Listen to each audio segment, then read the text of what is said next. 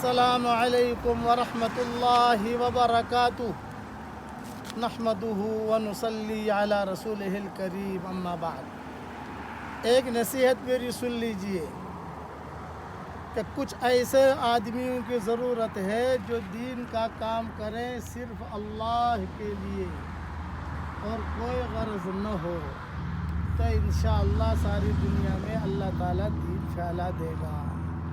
اب پڑھ لیجئے میرے ساتھ، اللہ اکبر کبیرہ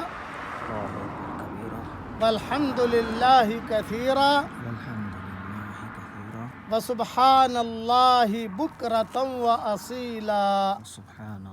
یہ حدیث شریف میں آتا ہے، یہ جملہ پڑھتے ہی الحمدللہ آسمان کے سارے دروازے کھل جاتے ہیں اور اللہ تعالیٰ بھی دیکھتے ہیں کہ کون بندہ جو ہے مجھے پکار رہا ہے، اور اس کے بعد دعائیں بھی قبول ہوتی ہیں۔ میں دعا کرتا ہوں کہ اللہ اس امت کی اجتماعی اور انفرادی پریشانیوں کو دور فرما، اور اے اللہ جو مجھے اپنی دعاؤں میں یاد رکھے، ہماری ساری دعاؤں میں ان کا پورا حصہ عطا فرما۔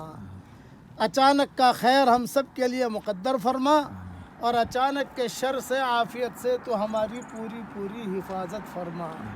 جو مانگا وہ عطا فرما، مانگنے سے رہ گیا وہ بھی عطا فرما، اور اے اللہ تیرے بھلے بندے بندیوں میں شامل فرما، اور ہمارے دین کے سورج کو عروج نصیب فرما۔